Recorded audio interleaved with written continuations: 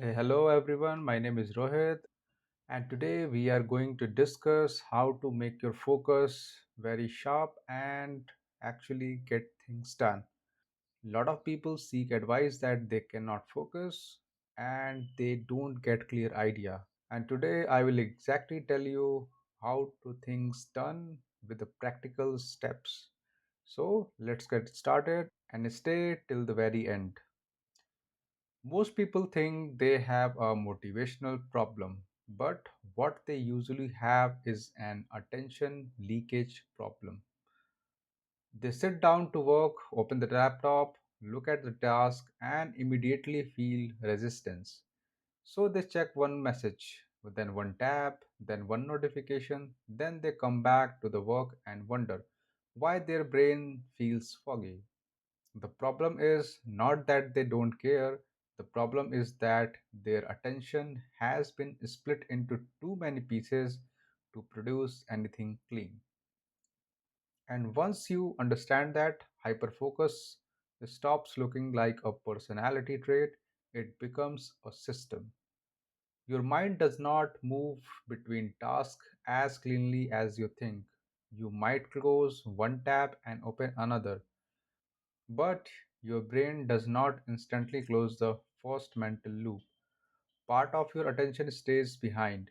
Researchers often call this attention residue, which means part of your cognitive capacity remains attached to the previous task after you switch.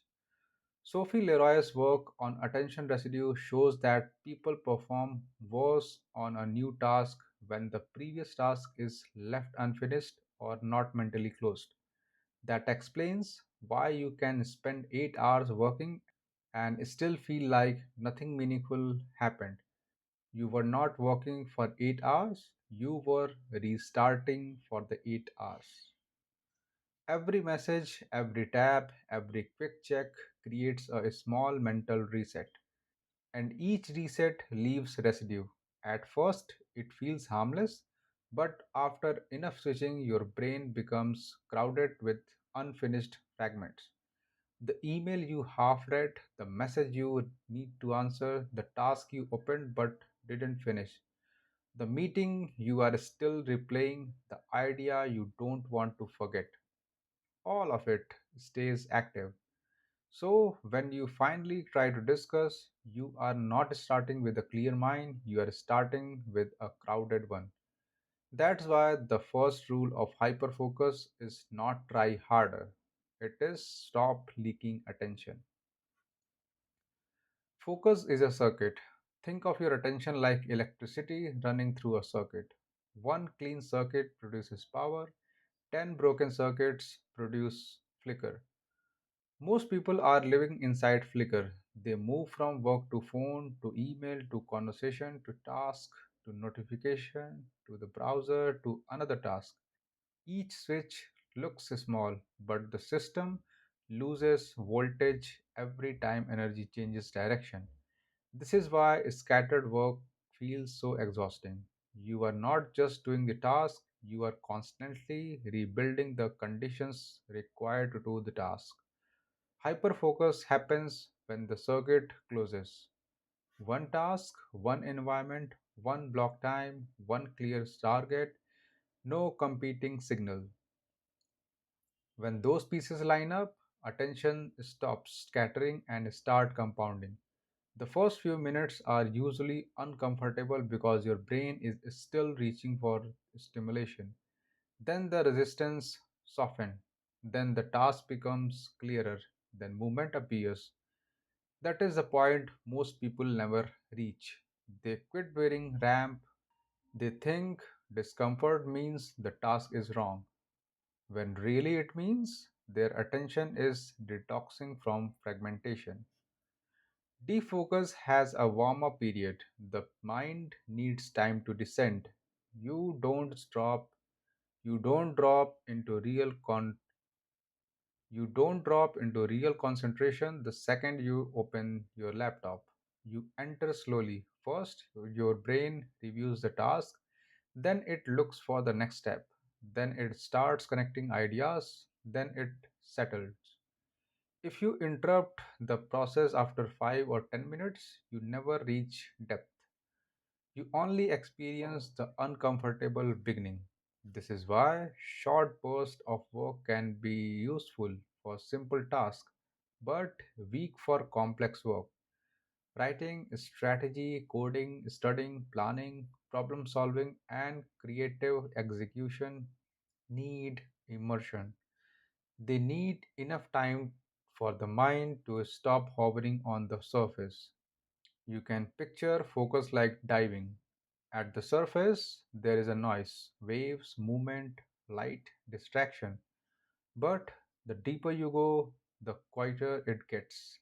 Hyperfocus is not the surface, hyperfocus is depth.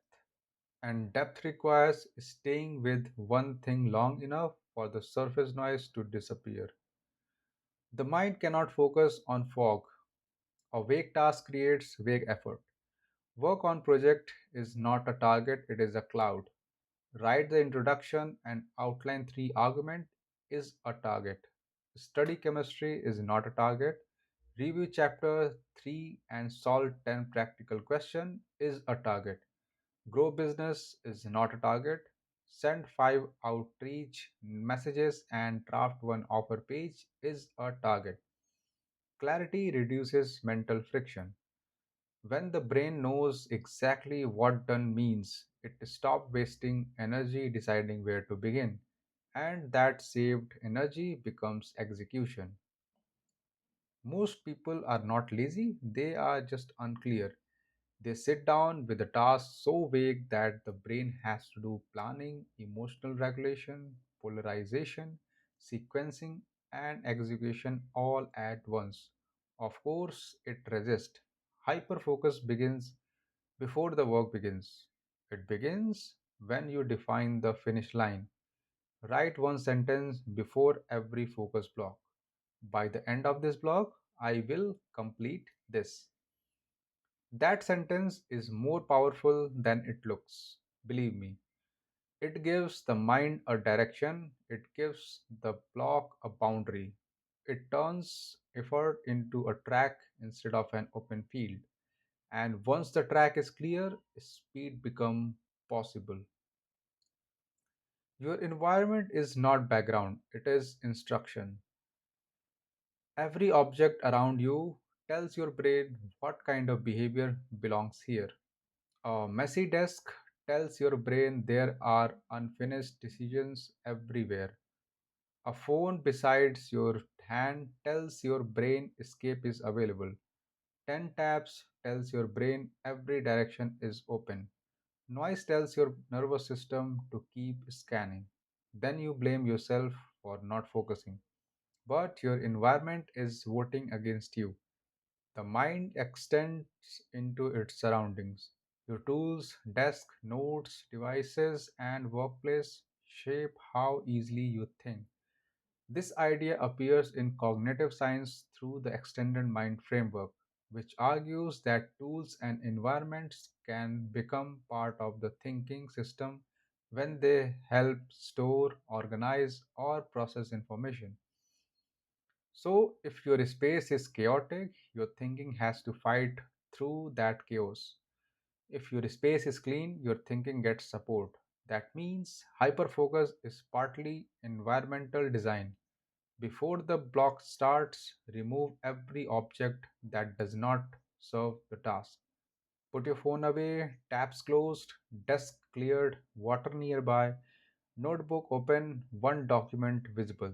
That is not aesthetics, it is cognitive engineering. You are making the right behavior obvious and the wrong behavior harder. The more your environment supports focus, the less willpower you need to manufacture. Most people manage time, but focus is not built from time alone. It is built from energy. You can have 3 hours and produce nothing if your attention is fragmented. You can have 90 clean minutes and create something that moves your life forward. That is the shift. Stop asking, how many hours do I have? Start asking, how many clean cycles can I protect? Your body and brain move through waves of alertness, and recovery. Ultradian rhythms are biological cycles shorter than 24 hours, and many productivity frameworks use roughly 90 minutes work blocks followed by real rest as a practical way to align with these natural energy waves. Though the exact daytime rhythm varies from person to person, the exact number matter less than the principle. Work in a protected block, recover before the quality collapses, then repeat. Most people do the opposite. They push past the point of clean focus, keep starting at the task, produce weaker work, and call it discipline.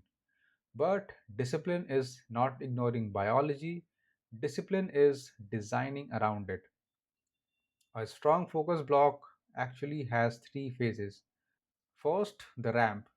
Your mind resists, warms up, and settles. Second, the depth. Ideas connect, execution speeds up, and the task becomes easier to stay with. Third, the taper. Your energy drops, error increase, and your brain starts reaching for stimulation. The mistake is trying to live in phase 2 forever. You cannot. Your protection depth by respecting recovery. A break is not switching from work to stimulation. That is not recovery. That is another input cycle. If you finish a focus block and immediately check message, scroll, watch clips, reply to notifications and open new loops, your brain does not recover, it gets flooded. Then you return to work carrying fresh residue. A real break lowers cognitive noise. Walk, stretch, drink water, look outside, breathe, sit quietly. Let the nervous system calm down. This feels boring at first because your brain expects every empty space to be filled. But boredom is part of the reset. It gives the mind room to clear residue, process what just happened, and prepare for the next block.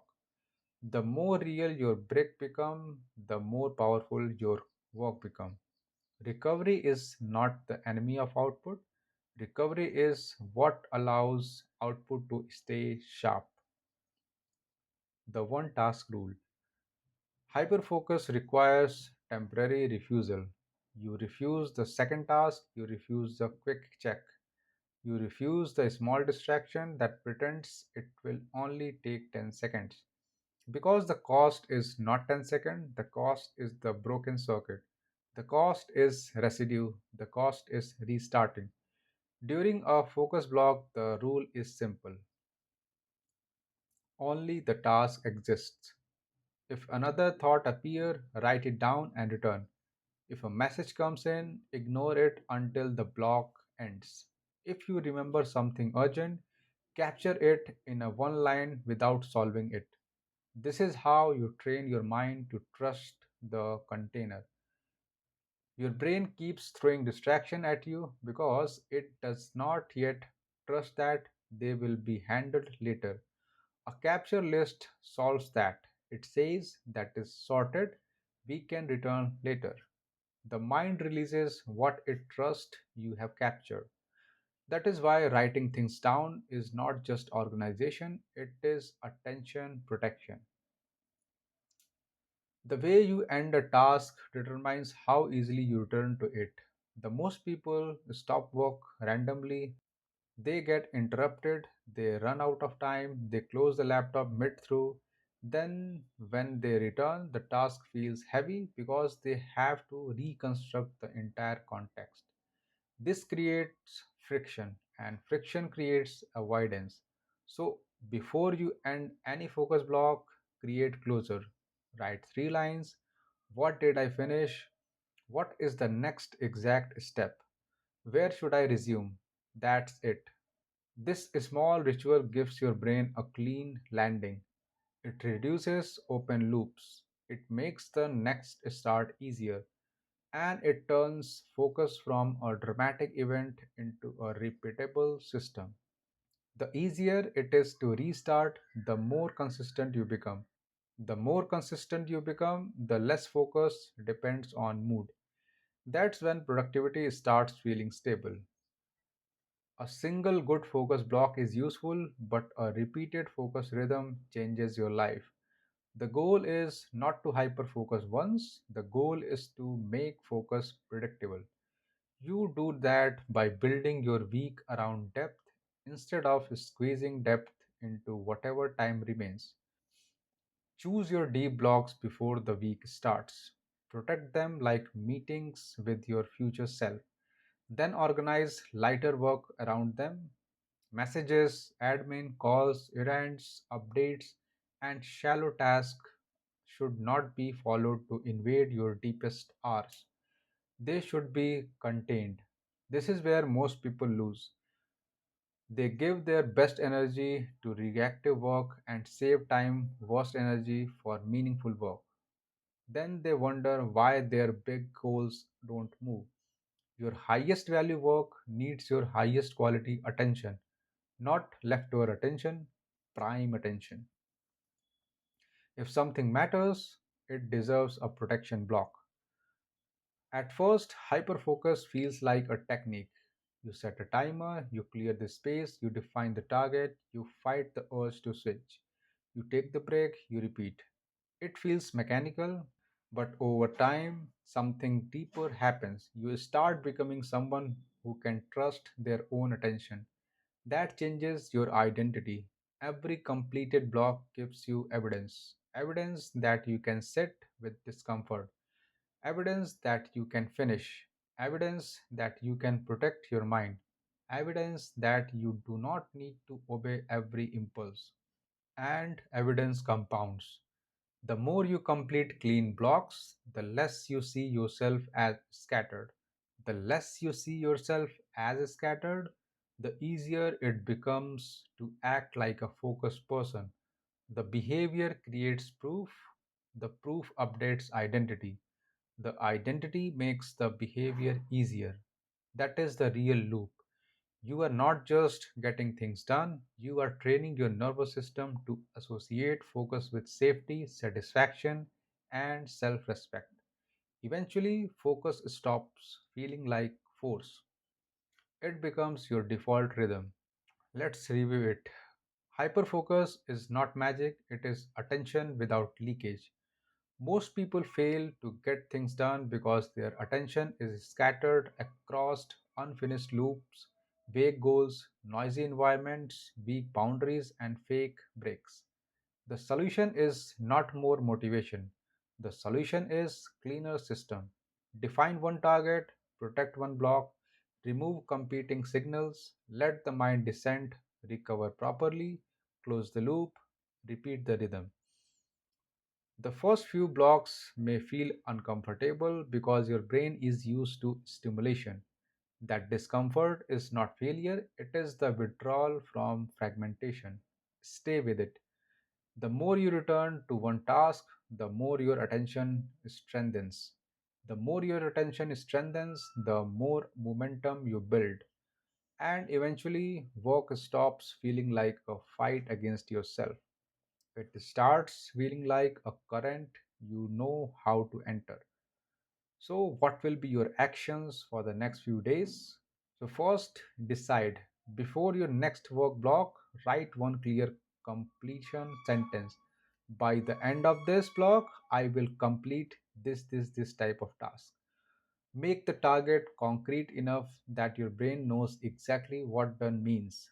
Clarity removes hesitation and gives your attention somewhere to land. Second, lock. Create a 60 to 90 minutes focus container. Put your phone away. Close every unrelated tabs. Clear your desk and focus on one task only. If distractions appear, capture them on a list instead of following them. This protects the circuit and prevents attention residue from taking over.